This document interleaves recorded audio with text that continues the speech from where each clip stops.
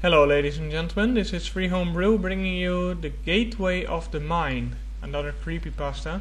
Links in the description. Here we go. In 1983, a team of deeply pious scientists conducted a radical experiment in an undisclosed facility. The scientists had theorized that a human without access to any senses or ways to perceive stimuli would be able to perceive the presence of God. They believed that the five senses clouded our awareness of eternity, and without them, a human could actually establish contact with God by thought. An elderly man who claimed to have nothing left to live for was the only test subject to volunteer. To purge him of all his senses, the scientists performed a complex operation in which every sensory nerve connected to the brain was surgically severed. Although the test subject retained a full muscular function, he could not see, hear, taste, smell, or feel. With no possible way to communicate or even sense the outside world, he was alone with his thoughts.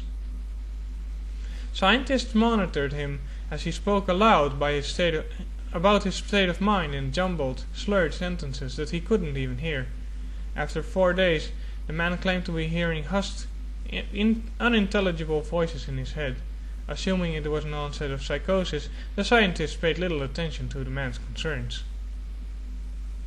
2 days later, the man cried that he could hear his dead wife speaking with him, and even more, he could communicate back.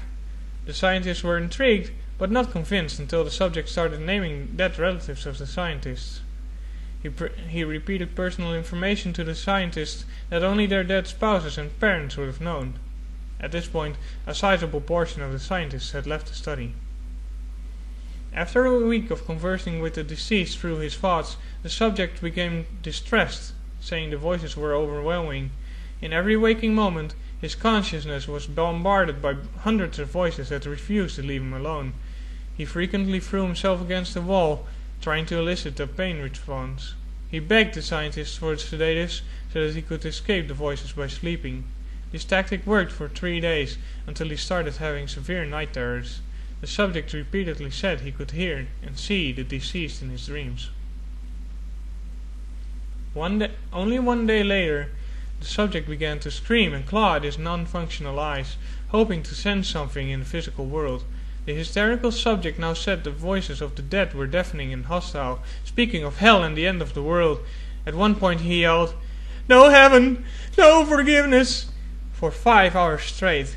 He continually begged to be killed, but the scientists were convinced he was close to establishing contact with God. After another day, the subject could no longer form coherent sentences. Seemingly mad, he started to bite off chunks of flesh from his arm. The scientists rushed into the test chamber and restrained him to the table so that he could not kill himself. After a few hours of being tied down, the subject halted his struggling and screaming. He stared blankly at the ceiling as teardrops silently streaked across his face. For 2 weeks, the subject had to be manually rehydrated due to the constant crying.